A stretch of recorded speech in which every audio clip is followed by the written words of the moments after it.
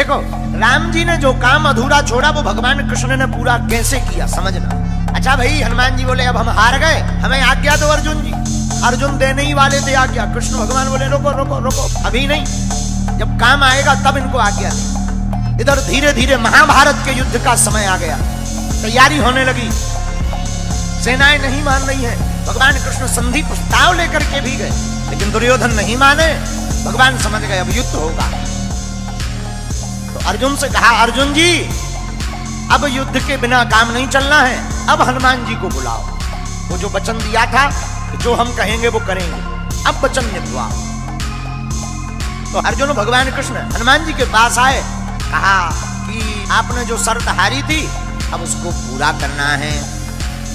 हनुमान जी बोले आज्ञा करो। अर्जुन जी बोले सरकार बताओ क्या मांगना है। भगवान कृष्ण बोले अर्जुन राम अवतार में हमारा युद्ध इनके बिना पूरा नहीं हुआ था, और कृष्ण अवतार में भी हमारा युद्ध इनके बिना पूर्ण नहीं होगा।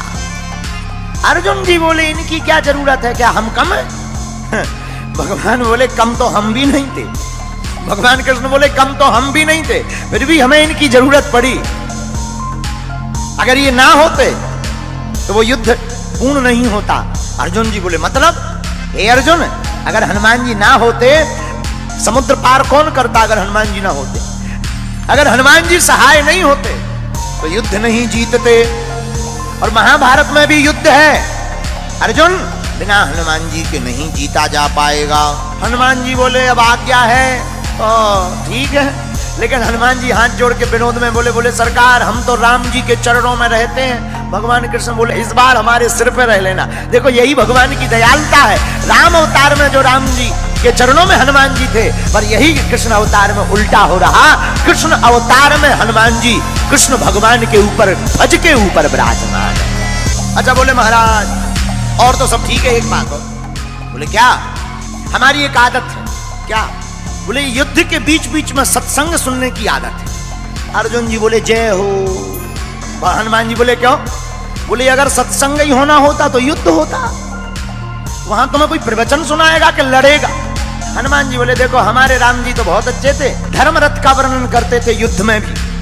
बोले हमको बीच बीच में सत्संग सुनने की आदत है। अर्जुन जी बोले अब आप ही निपटो, ये सत्संग मांग रहा है ये महाभारत में।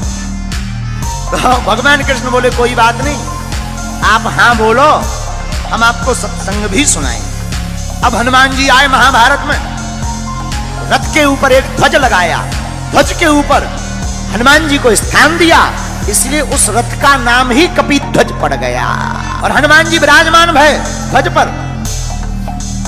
भीष्म महाराज जब अर्जुन के सामने लड़ने के लिए आए, भीष्म पितामह ऐसे बलवान योद्धा जिनके सामने अच्छे अच्छे लोग कांपते थे, महाराज भीष्म पितामह युद्ध करने आए और बाण मारे तो अर्जुन का रथ थोड़ा पीछे हो गए, लेकिन जब अर्जुन बाण मारे तो पीछे दूर गिर जाए।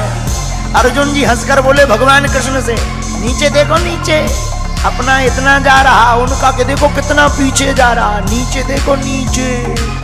भगवान बोले ऊपर देखो किसके कारण कम जा रहा, ये देखो। और यही मानो हम लोगों को शिक्षा है कि हम लोग अगर भूपर हैं क्योंकि भगवान हमारे ऊपर है। मानो भगवान कृष्ण कहना चाहते हो कि कोई भी काम बढ़िया हो जाए तो ये मत देखना कि तुम्हारा पुरुषार्थ है, तुम्हारे जो ऊपर है खेल तो उनका होता है। अर्जुन जी मुस्कुराए, हनुमान जी भी मुस्कुराए, और भगवान ने गीता सुनाई तो अर्जुन को है। हमारा ऐसा मानना है तो अर्जुन के मोह का बहाना था, पर गीता तो हनुमान जी को सुनाना था। एक बात, अर्जुन जी ने अपने रथ की लगाम भगवान के हाथ में दे दी। ये ज्ञानवर्धक बात है।